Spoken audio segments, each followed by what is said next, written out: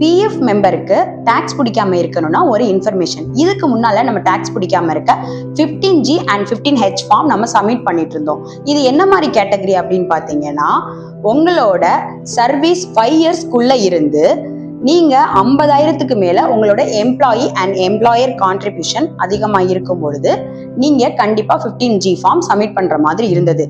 இதே 60 வயசுக்கு மேல உள்ளவங்க 15H ஃபார்ம் சப்மிட் பண்ணணும். அப்படி பண்ணாதான் டாக்ஸ் பிடிக்க மாட்டாங்க. ஆனா இப்போ EPFO என்ன சொல்லியிருக்காங்க அப்படின்னா, நீங்க 121 அப்படின்ற ஃபார்ம் சப்மிட் பண்ணா போதும்.